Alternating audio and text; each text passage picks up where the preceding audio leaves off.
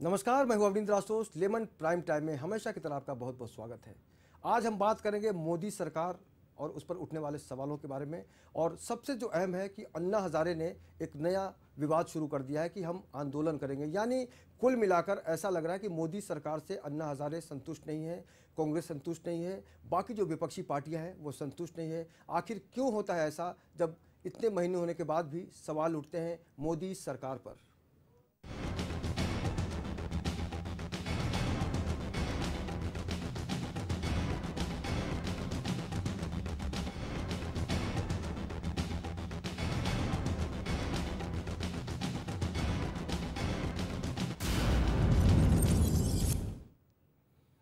तो जिस तरह से हल्ला बोल होता है, आज हमने विषय रखा है अन्ना बोल, क्योंकि लोकतंत्र में हर किसी को अधिकार है। मोदी जी भी ऐसा मानते हैं। लेकिन सबसे अहम सवाल है कि जो आप वादा करते हैं, जो सपने दिखाते हैं, और ये पूरा हिंदुस्तान का एक बड़ा तबका आपको विश्वास के घेरे में लेता है, आपको पद देता है, कुर्सी देता है, उसके बाद 7 महीने 8 महीने गुजर जाते हैं और किसी के अकाउंट में पैसा नहीं आता है। ये चर्चा हम करेंगे। लेकिन आपको बता दें कि आज हमारे इस चर्चा में शामिल होंगी शीतल म्हात्रे जी, जो बहुत ही बोल्ड कह सकते हैं, बोल्ड एंड ब्यूटीफुल कह सकते हैं, कांग्रेस की नगर सेविका हैं और लगातार आम आदमी की आवाज़ों के साथ बढ़ती रहती हैं। शीतल जी, आपका बहुत बहुत स्वागत है। और हमारे साथ हैं बीजेपी नेता वीरेंद्र शर्मा जी, जिनको प्यार से हम लोग पप्पू भाई कहते हैं। पप्पू जी, आपका भी बहुत बहुत स्वागत है। और शिवसेना की तरफ से राजेश शेट्टी जी हमसे जुड़ेंगे, जो वर्सोवा विधानसभा में उप विभाग प्रमुख हैं। आपका भी राजेश जी बहुत बहुत स्वागत है। धन्यवाद। चलिए शीतल जी, आपसे जानना चाहेंगे कि आज की तारीख में जिस तरह से आरोप प्रत्यारोप का दौर चल रहा है, आपका पहला रिएक्शन क्या होगा? मोदी को आप 10 में से कितना नंबर देंगी? मुझे नहीं लगता कि मोदी गवर्नमेंट को 10 में से कोई नंबर भी देने चाहिए, क्योंकि जो वादे उन्होंने किए थे, आज एक भी वादे पर उन्होंने पूरे नहीं उतरे, ऊपर से और नई नई बोल बच्चन किए जा रहे हैं। इसीलिए हम लोग ने हल्ला बोल मोर्चा किया था, जिसमें मोदी जी के बोल बच्चन का जो हम लोग ने घंटा नाद जैसे लोगों तक पहुंचाने की बात की थी। लेकिन अगर हम उनकी सफलता की बात करें, जिस तरह से पूरी दुनिया को वो लुभाने की कोशिश कर रहे हैं, क्या आपको नहीं लगता कि आप विपक्ष में हैं? ठीक है, लेकिन अगर कहीं पर अच्छा काम हो रहा है मोदी सरकार की तरफ से तो उसकी तारीफ की जाए। कभी तारीफ करने का ख्याल आता है आपके मन में? बरोबर करेंगे ना। मोदी जी एक प्रधानमंत्री हैं और अगर कुछ अच्छा करेंगे तो हम तारीफ भी करेंगे, लेकिन पहले अच्छा तो करें। अभी तक मोदी जी इलेक्शन मोड से बाहर आए ही नहीं। रोज कोई नए वादे, रोज कोई नई बातें कहते हैं, कुछ काम तो करते नहीं है। तो जब करेंगे तो हम तारीफ करेंगे। तो काम करेंगे तो तारीफ जरूर होगी। सबसे अहम बात है, वीरेंद्र जी आपसे जानना चाहेंगे कि आपकी सरकार के खिलाफ अन्ना हजारे जैसे समाज सेवी, जिनको आप इग्नोर नहीं कर सकते, वो कहते हैं कि हम सरकार के खिलाफ आंदोलन करेंगे। तो आपको लगता है कि वाकई आपकी सरकार फ्लॉप हो रही है, या फिर कमज़ोर है, या फिर कहीं ना कहीं से सवालों के घेरे में है? नहीं, बिल्कुल नहीं। मैं इस बात से बिल्कुल सहमत नहीं हूँ, इसलिए कि अभी अभी 8 महीने तो हुए हैं हमारी सरकार, और हमारी सफलताओं को देखते हुए ये विपक्ष लोग ने वापस अन्ना हजारे के कान भरकर अन्ना जी को लाना चाहते तो हैं। क्या हम ये कह सकते हैं कि जब ये विपक्ष में थे, इन्होंने अन्ना जी के कान भरे थे? क्या इनका मतलब ये है क्या? तो ये स्पष्ट करें ना। मैं ये बताना चाहता हूँ कि अन्ना जी का जो आंदोलन है, हम उस पर आ ही रहे हैं। अभी तो हमको 8 महीने हुए हैं। हमको जो तो आपने 100 दिन का वादा क्यों किया था? हमारी सारी योजनाएं, हमारी सारी आपने 100 दिन का वादा करके शीतल जी, आरोप प्रत्यारोप का जो दौर चल रहा है, ऐसे में हम जान लेते हैं, समझ लेते हैं कि मोदी सरकार ने, मोदी जब वोट मांग रहे थे या फिर उनके ऊपर जो विश्वास था जनता का, उस दौरान बाकी नेताओं ने उन पर क्या कहा, खासकर अन्ना हजारे ने और मोदी ने, जो आपस में जो आरोप प्रत्यारोप का दौर है, देखते हैं इस खास रिपोर्ट में।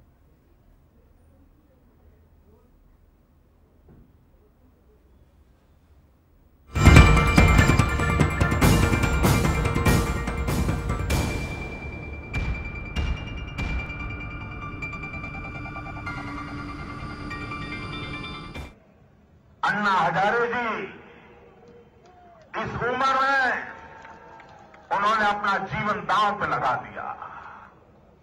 भ्रष्टाचार के खिलाफ लड़ने के लिए एक पवित्र इंसान ने अपना जीवन दांव पे लगा दिया। मैंने शुरुआत कर दी है भ्रष्टाचार से मुक्ति का अभियान। मैं जहां बैठता हूं वहीं से शुरू किया है। अरे मोदी हो या राहुल गांधी हो, इस देश के लिए कोई भविष्य नहीं दे पाएगा। इस देश के लिए कोई भविष्य नहीं दे पाएगा।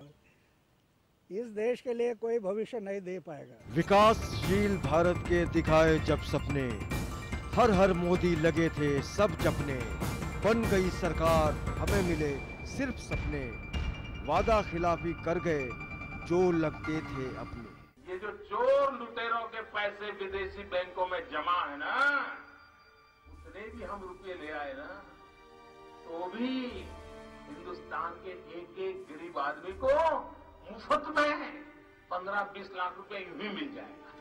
इतने रुपये। और ब्लैक मनी इधर व्हाइट होता है, तो गुजरात में लोक आयुक्त बिल क्यों नहीं लाया भाई?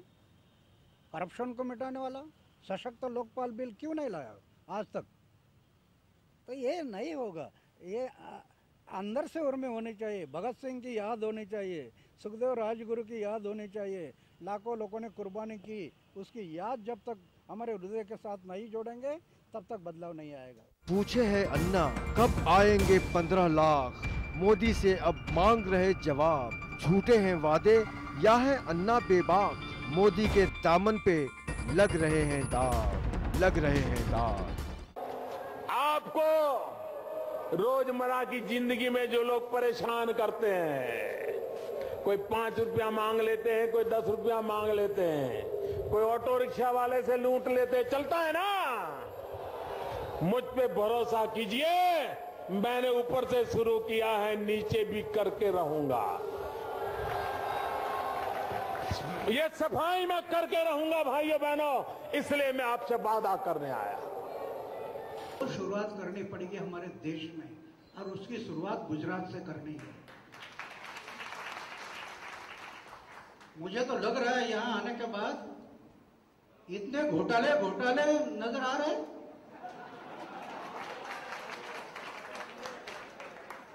एक गांधी जी के स्टेट में इतने घोटाले, तो मुझे लग रहा है कि ये जो हम कानून बनाना है देश में, जैसे लोकपाल अभी बन रहा है, लोकपाल बन रहा है, लोकपाल के बाद लोक आयुक्त तो बनेगा हर राज्यों में। ये लोक आयुक्त और लोकपाल, ये दो बातें हम लोग हाथ में लिया है।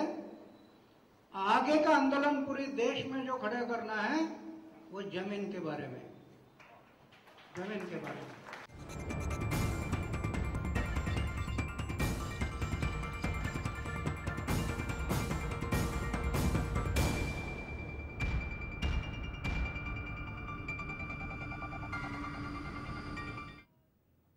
राजनीति के फील्ड में अगर हम बात करें तो कई बार चरित्र कैसे बदलते हैं, उस पर 2 लाइन आपको सुनाना चाहूँगा। पहले सबको जानता था, पहचानता था, अब अनभिज्ञ हो गया हूँ। क्या कहूँ दोस्तों, मैं राजनीतिज्ञ हो गया हूँ। जाहिर सी बात है, राजनीतिज्ञ लोग इस लाइन को पसंद नहीं करेंगे, लेकिन ये आम आदमी की भावना है। अगर आप वोट से पहले किसी नेताजी के पास जाते हैं और फिर चुनाव जीत जाने के पास उसी नेता के पास जाते हैं तो काफ़ी बदलाव आता है आम आदमी की नज़र में। शीतल जी, आपको लगता है कि मोदी सरकार ने जो वादा किया था और सरकार में आने के बाद उनको जो करना चाहिए था उसमें वो क्या हुआ है ना, मोदी से बीजेपी ने और मोदी जी ने अपने अन्ना जी जैसे सोशल वर्कर में एक जो आंदोलन किया था, उसमें किरण बेदी है, केजरीवाल, शाजिया इल्मी अपने एजेंट भेजकर उसका पूरा माहौल ही बदल दिया। जो इंडिया अगेंस्ट करप्शन था वो इंडिया अगेंस्ट कांग्रेस कर दिया। तो एक सोची समझी पूरी एक स्कीम बनाई थी और इसमें मोदी जी कहीं हद तक तो सफल रहे, लेकिन अब नहीं होंगे क्योंकि 100 दिन हो गए। आपको पता था, अभी अरुण जेटली जी बात करते हैं बायलैटरल एग्रीमेंट की, क्या सत्ता में आने से पहले आपको पता नहीं था कि ऐसा कुछ होता है और आप जाहिर नहीं कर सकते? 100 दिन के अंदर मैं ब्लैक मनी लेके आऊँगा, इतनी बड़ी बात कह गए। आज 100 दिन हो गए, वो पैसा वापस लाने की तो बात छोड़ो, लेकिन उस राह पर बहुत कुछ चीज़ें कर सकते थे। जैसे प्रॉपर्टी नोट हो उसको बैन करो, 50,000 के ऊपर अगर ट्रांजैक्शन हो तो उसको कंप्यूटराइज्ड कर दो, वो भी नहीं किया। इसका मतलब है इनकी कुछ मानसिकता ही नहीं थी ये सब करने की। इनको सिर्फ लोगों की दिशा भूल करके, लोगों को बेवकूफ़ बनाकर बस सत्ता हासिल करनी थी। जैसे कहते हैं ना, साम दाम दंड भेद, तो इन्होंने यही कर सत्ता हासिल कर ली है। अब इन्हें भारी पड़ रहा है लोगों को जवाब देना। मैं तो मानती हूँ, मेरा मानना है कि 100% गलत नहीं है मोदी जी। मोदी जी ने जो कहा था 15-20 लाख रुपए अकाउंट में आएंगे तो वो आ गए। मुझे लगता है वो मोदी जी खुद के अकाउंट में आ गए जब 10-10 लाख का एक सूट पहन रहे। उन्होंने ये भी और कहा था, मैंने कांग्रेस मुक्त भारत, और यही तो बात मैं उसी पे भी आ रही हूँ। 10 लाख का एक सूट, एक आदमी जो खुद को चाय वाला समझता है, कहता है, और चाय वाले से आज 1 लाख ज्यादा बढ़ा दिया आपने, 9 लाख है। 9 लाख, ओ आई एम सॉरी। तो 9 लाख से 9 लाख का एक सूट पहन रहा है, खुद को चाय वाला बताता है, खुद को एक आम आदमी, प्रधान सेवक बताता है। प्रधान सेवक अगर कोई खुद को कहे तो 9 लाख का कोई सूट नहीं पहनता। तो मेरा मानना है कि ये जो काला धन है वो वापस आया है, लेकिन जनता के बैंक में या जनता के खीसे में नहीं, तो ये मोदी जी के पास आया है। बिल्कुल। वीरेंद्र जी, आप किस तरह से बचाव करेंगे कांग्रेस का जो आरोप है? नहीं, मैं शीतल जी की इस बात से बहुत सहमत हूँ कि इन्होंने कहा कि कि मोदी जी के अकाउंट में पैसा आया है। साधारण व्यक्ति हैं, चाय वाले हैं और असाधारण की व्यक्तित्व है, मुख्यमंत्री बन सकती हैं, प्रधानमंत्री बन सकती हैं। शीतल जी, मंजिल और जो मकसद होता है सब जनता की भावनाओं को समझने की बात है। आप सहमत है उस बात से कि मैं उस बात से इन्होंने अपनी तारीफ अपने मुखार बिंदु द्वारा इन्होंने तारीफ की मोदी जी की, मैं उस बात से सहमत हूँ। ये भी चाह रही हैं कि मोदी जी जैसे व्यक्ति इस देश में राज कर सकते हैं। कांग्रेस ने 60 साल में कुछ नहीं किया जो मोदी जी करने जा रहे हैं, ओबामा जी और इन लोगों को अब वो चीज हजम नहीं हो रही है। कांग्रेस ने जो किया ना 60 सालों में वही दिखाया है। कांग्रेस केवल सत्ता पर रहती है, कुछ किया ही नहीं, तो कांग्रेस केवल सत्ता की भूखी है। अब कांग्रेस को सत्ता नहीं मिल रही है, अब करे क्या? 60 साल में आपने क्या किया? ओबामा को क्या दिखाया? 60 साल आपने क्या किया? ये कांग्रेस और बीजेपी की झड़प है। अभी चलते हैं थोड़ी देर के लिए शिवसेना के पास। राजेश जी, आप जब इस तरह की बातों को सुनते हैं, जब आप गठबंधन में शामिल हैं, तो आपकी भी जिम्मेदारी बनती है कि सरकार के ऊपर अगर सवाल उठ रहे हैं तो आप भी कटघरे में आते हैं। आप किस तरह से जनता को जवाब देंगे? देखिए, ऐसा है कि पहले तो 9 लाख का सूट ये नरेंद्र मोदी जी ने नहीं पहना, मैं समझता हूँ ये हिंदुस्तान के प्रधानमंत्री ने पहना। अच्छा, एक सशक्त हिंदुस्तान का प्रधानमंत्री दुनिया के सामने जब जाता है तो क्या उसको हक नहीं बनता दुनिया को हिंदुस्तान की एक सशक्त छवि दिखा दे? ये उनका हक बनता है। इसमें भारत की, हिंदुस्तान की छवि बहुत अच्छी तरीके से दुनिया के सामने आने आती है। प्रधानमंत्री 9 लाख की सूट पहनते हैं तो दुनिया भर में भारत की छवि अच्छी आ सकती है, शिवसेना का तर्क है। शीतल जी, मेरा ये कहना है कि शिवसेना को तो इस बात का कुछ बोलना ही नहीं चाहिए, क्योंकि ये जो 100 दिन में काले धन वापस लाने की बात थी, ये बीजेपी के मैनिफेस्टो में था, ना कि शिवसेना। अभी मजबूरी कहो या जो भी कहो, वो अब शेट्टी जी का मेरे को सुनने में नहीं आया, लेकिन अगर डिफेंड कर रहे हैं तो ये मजबूरी के तहत, क्योंकि जब ये काले धन की वापसी की बात और मैनिफेस्टो की बात आती है तो वो कहीं शिवसेना पिक्चर में नहीं था, ये शिवसेना के मैनिफेस्टो में था ही नहीं। तो मुझे आज आश्चर्य हो रहा है अगर शेट्टी जी उसको डिफेंड कर रहे हैं, बल्कि जो 9 लाख का, शिवसेना हमेशा खुद को आम आदमी की पार्टी या आम जनता के कहती है, तो अगर 9 लाख का कोई सूट पहनता है तो मुझे लगता है उनको भी इस पे आपत्ति उठानी चाहिए कि जिस देश में इतने बिलो पॉवर्टी लाइन के लोग हैं और प्रधानमंत्री आज भी प्रधान सेवक एक तरफ कहते हैं और एक तरफ खुद का एम्बॉस किया हुआ 9 लाख का सूट पहनते हैं। मैंने पहले ही बोला कि मैंने प्रधानमंत्री की तरफ से मेरी उंगली उठा। अच्छा, बिल्कुल। मैंने तारीफ की वो प्रधानमंत्री की। मैं शीतल जी को बता देता हूं, आज हिंदुस्तान में सभी नागरिक देख रहे हैं, पिछले 10 साल से जो प्रधानमंत्री थे और अभी 100 दिन नहीं, कम से कम 8-9 महीना होने को आया। देखिए मोदी, लेकिन राजेश जी, जो मोदी की लहर, मोदी की काम करने की, नरेंद्र मोदी पर कई बार आरोप लगा है कि वो सिर्फ गुजरात के बारे में सोचते हैं, किसी अन्य प्रदेश के बारे में सोचते हैं, पूरे हिंदुस्तान के बारे में एक साथ एक दिशा में एक नियत से नहीं सोचते। नहीं, ऐसा हमें तो नहीं लगता। शेट्टी जी, आपकी परिस्थिति समझते हैं? शीतल जी, गोपाल शेट्टी जी हमसे जुड़ चुके हैं, फोन लाइन पे हैं, सांसद हैं, भारतीय जनता पार्टी के बहुत वरिष्ठ नेता है। गोपाल शेट्टी जी, बहुत बहुत स्वागत है आपका।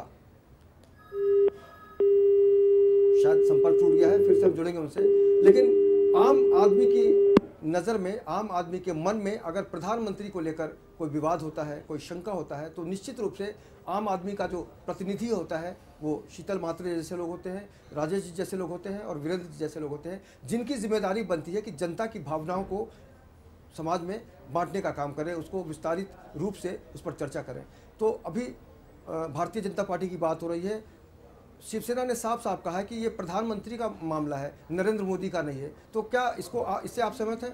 मैं मैं इसलिए सहमत हूँ कि प्रधानमंत्री माननीय मोदी जी 125 करोड़ वासियों का नेतृत्व कर रहे हैं, इसीलिए 9 लाख का और सूट वो पहनने का। भारतीय जनता पार्टी के नहीं है। उसमें उनको आप जो मेरी ठीक है, सहयोगी अन्ना हजारे क्यों कर रहे हैं आपकी सरकार के खिलाफ आंदोलन? अन्ना हजारे जी का जो मैनिफेस्टो उनको आज पूरा नहीं हुई, उनको ये पता होना चाहिए कि हमने कहा है वो करेंगे। अभी तो 8 मेंबर सरकार हुई, लोक आयुक्त हमारी योजना है, लोक आयुक्त हम आ रहे हैं, लोक नहीं, लोक आयुक्त 8 महीने की चीज नहीं है। लोक आयुक्त के लिए हमारे ऐसे नहीं होता, नहीं बिल्कुल बिल्कुल नहीं, मैं इसमें सहमत हूँ।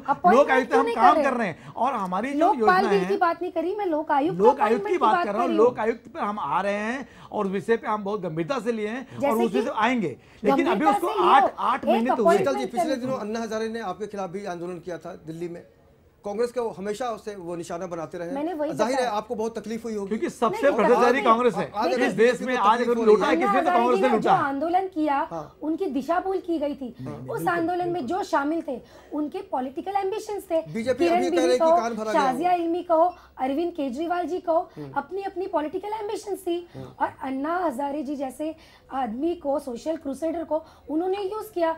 मैं तो ये मानती हूँ कि यूज एंड थ्रो किया है। अन्ना जी को यूज किया, पब्लिसिटी को जिन्होंने यूज किया उनको कहिए आप। अन्ना जी के बारे में जानकारी मिल गई तो वो लोग हमारे पास आ गए। शीतल जी, दिल्ली चुनाव पर उसका असर पड़ेगा अगर अन्ना का बयान इस तरह से आता है? लगता है आपको भाजपा को नुकसान हो सकता है? 100%। कुछ नहीं होगा, भाजपा को कुछ नहीं होगा। के पास कोई नेतृत्व था नहीं, उनको इम्पोर्ट करना पड़ा, या अपना एजेंट जो भेजा गया था उसको वापस बुलाना पड़ा। कितने शर्म की बात है। आज मुझे दुख हो रहा है कि शीतल मात्रे जी, बीरेन जी आपसे पूछेंगे, पहले शीतल जी आप बोल लीजिए। पूरे भाजपा के पुराने लोग हैं कहाँ? इनको अभी यही इम्पोर्टिंग कर रहे हैं लोगों की। मेरा यही मानना है कि इन्होंने 2 साल से एक पूरा मुहिम ही चालू किया था जिसमें लोगों को भड़काने का काम किया है। आज गुजरात देखो, गुजरात में भी मोदी जी ने शुरुआत ऐसे ही की, लोगों को भड़काने से शुरू किया और फिर सत्ता हासिल की।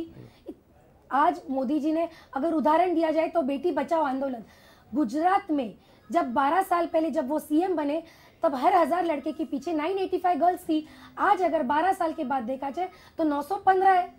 आज जब गुजरात की बेटियों को बचा नहीं सके तो चले वो पूरी देश की बेटियां बचाने, ऐसे तो है। लेकिन आपकी पार्टी में भी हमने एक अनुशासन को तोड़ते हुए देखा है। गुरदास कामत एक बहुत वरिष्ठ नेता रहे हैं, मुंबई के अध्यक्ष रहे हैं, केंद्रीय मंत्री रहे हैं। उनकी बातों से सरासर किनारा कर लिया कांग्रेस पार्टी ने और कहा कि ये उनका वैचारिक अपना निजी मामला है। जब उन्होंने मोदी पर कहा था कि अपनी पत्नी को ध्यान नहीं देते, बाकी लोगों के लिए नहीं, ऐसा नहीं कहा था। शायद आप थे नहीं उस मोर्चे में, मैं थी। इन्होंने किया था कि अगर घर वापसी करनी हो तो उनकी करे। एक ये सिंपल स्टेटमेंट था। इन्होंने जो कम्युनलिज्म किया है और घर वापसी का जैसे ब्रांड बना दिया है, तो उन्हें एक छोटी सी बात की थी। आज अगर देखें तो उनकी पत्नी भी आरटीआई के चक्कर निकाल रही है, बहुत सारी दिक्कतें फेस कर रही है। तो उन्होंने सिर्फ एक छोटा सा स्टेटमेंट किया था, घर वापसी अगर इतनी करनी है तो पहले अपनी वाइफ की कर ले, बस इतना ही कहा था। बाकी मीडिया ने उसको बहुत। वीरेंद्र जी आपसे जानना चाहेंगे, ये जो सवाल इस तरह के आते हैं कि आप अपनी पत्नी के बारे में कुछ सोचते नहीं, समझते नहीं और बाकी लोगों की बात करते हैं, ये संभव है? जिसका परिवार 125 करोड़ है, देशवासी हैं, उसमें पत्नी मायने नहीं रखती। पत्नी है, पत्नी स्थान पर है। फिर से हमारे साथ जुड़ गए गोपाल शेट्टी जी, जुड़ गए हैं। गोपाल शेट्टी जी से सुन लेते हैं। गोपाल शेट्टी साहब, आपका बहुत बहुत स्वागत है। हाँ बोलिए। अभी जो एक बयान आया है, आपको आपने सुना होगा, पता होगा आपको, अन्ना हजारे साहब आपकी सरकार के खिलाफ आंदोलन छेड़ने की बात कर रहे हैं। जी हाँ। क्या कदम होगा आपका? नहीं, स्वागत है ना, आंदोलन तो करने के लिए अपने देश में किसी को भी कोई बंदी नहीं है। अभी तक कोई कायदा बना नहीं है और हम बनाएंगे भी नहीं आंदोलन करने वालों को रोकने के लिए। लेकिन आने वाले दिनों में जो चुनाव होने वाले हैं दिल्ली में, उसमें कुछ नुकसान पड़ सकता है? नहीं, कुछ नुकसान नहीं पड़ेगा, क्योंकि देश से लोग जानते हैं हमने लोकपाल बिल को लोकसभा में प्रस्तुत किया जी। टेक्निकल कुछ प्रॉब्लम है, राज्यसभा में बिल पास नहीं हो रहा है और हमने गए लोकसभा में ये कहा है कि भाई अगले लोकसभा में हम अभी जो 23 फरवरी से स्टार्ट होगा उसमें लोकपाल बिल पास करेंगे, उसको मंजूरी देने वाले हैं। शेट्टी जी, आपने ऑर्डिनेंस लाया था ना इसके पहले, आपको जो चाहिए लैंड एक्विजिशन के लिए, तो इसके लिए भी आप ऑर्डिनेंस लाके लोकपाल बिल ला सकते हो अगर आप चाहे तो। देखिए, अभी आम आदमी पार्टी में से जो किरण बेदी जी आई है, उन्होंने कल ही टाइम्स नाउ में कल बताया कि उसमें टेक्निकलिटी क्या है, बिल को पढ़ना चाहिए आंदोलन करने वाले लोगों ने। हमने लोकसभा में डिबेट में भी लाया, हमने लोकसभा में डिबेट के लिए लाया। लोकसभा में विरोधी पार्टी के लोगों ने कहा कि इसको आप अगले सेशन में लाइए, तो तो हमने उसको मान लिया उनकी बात को, और हम तो किरण लोकपाल बेदी बिल जी ने को क्या ये पढ़ा नहीं था पहले, अब पढ़ने की बात कर रही है वो। तो जब आंदोलन यूपीए सरकार के वक्त किया था तो क्या किरण बेदी जी ने ये लोकपाल बिल पढ़ा नहीं था? अब पढ़ने की बात और वक्त निकालने की बात क्यों आ रही है? देखिए आप बात को समझने की कोशिश नहीं कर रहे हो, तो आप समझ के भी अनसमझ जैसा कर रही हो। मैंने कहा कि लोकसभा में लोकपाल बिल प्रस्तुत हुआ, उसके ऊपर डिबेट हुआ, उसके ऊपर डिबेट होने के बाद में देश के लोगों ने पहली बार विरोधी पक्ष को जितनी संख्या चाहिए उतना दिया नहीं, उसके लिए हमने कायदा में अमेंडमेंट कर लिया। ये सारा प्रोसेस हमने गए बार के लोकसभा में किया। अब विरोधी पार्टी के लोगों ने कहा कि भाई इसमें चर्चा करने की आवश्यकता है ज्यादा, राज्यसभा में तो कोई भी बिल पास नहीं हो रहा है, तो लोग विरोधी मेरी बात को सुनिए ना, मेरी नहीं आप देखिए, लेमन न्यूज के लोगों को ये जानकारी प्राप्त होनी बहुत जरूरी है, इसलिए विरोधी पार्टी के लोगों का ही बात को हमने मानकर अगले सेशन में लोकसभा में बिल को पास करने का तय किया। और जैसे ही लोकसभा में हम बिल पास करेंगे, मैं आम आदमी पार्टी के लोगों से रिक्वेस्ट करूंगा, कांग्रेस के लोगों से रिक्वेस्ट करूंगा कि राज्यसभा में तुरंत इसको पास करें, ताकि हम लोकपाल को अगर आप शेट्टी साहब, मेरा सवाल यही है, आप ऑपोजिशन की बात करते हो तो ऑर्डिनेंस क्यों नहीं लाते? जैसे लैंड एक्विजिशन में यूपीए सरकार थी, तब यूपीए की थी, कांग्रेस की नहीं। आज बीजेपी के आपके पास नंबर्स है, चाहे तो आप कर सकते हो। तो मेरा यही कहना है, जैसे एक चीज की ऑर्डिनेंस लाए, दूसरे की अगर इच्छा है, मनस्थिति है, तो आप ऑर्डिनेंस लाकर ये बिल भी पास कर सकते हो। मेरा जवाब सुन लीजिए। मैंने कहा कि लोकसभा में हमारे पास संख्या है पास करने के लिए, तो हम पास करेंगे, लोकसभा में तो कोई दिक्कत नहीं है। राज्यसभा में हमारे पास संख्या नहीं है, लेकिन उसमें भी मैं आपको बताऊंगा कि जो आपके टीवी में डिबेट करने वाले मेरे बहन को पता चलना चाहिए कि 8 दिन के पहले देश के महामहिम राष्ट्रपति जी ने कहा कि ऑर्डिनेंस का उपयोग कम से कम करिए, ये राष्ट्रपति ने कहा है। और राष्ट्रपति का जो कहना है, राष्ट्रपति का जो आदेश है, सूचना है, उसको हम भारतीय जनता पार्टी के लोग जरूर मानेंगे, मानना चाहिए, क्योंकि हमारे देश के राष्ट्रपति है। और ऐसा कोई भी ऑर्डिनेंस को लाकर हम किसी के माथे पर थोपने का काम नहीं करेंगे।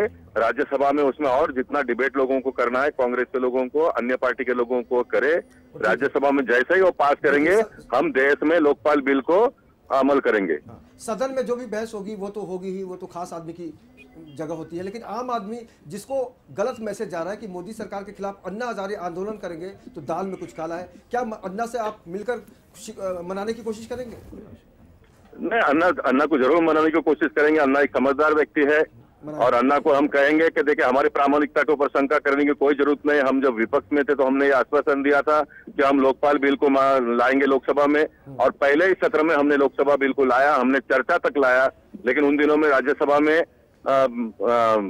कांग्रेस और अन्य पार्टी के लोगों का आंदोलन चल रहा था, वो कामकाज नहीं कर रहे थे, और विपक्ष के लोगों ने कहा कि भाई इसको आप अगले सत्र में लाइए, क्योंकि राज्यसभा में तो बिल पास होने वाला नहीं है। और हमने उनकी बात को मान लिया। सारी बात मानेंगे, इसका क्या मतलब है कि आप विपक्ष की सारी बात मान लेंगे?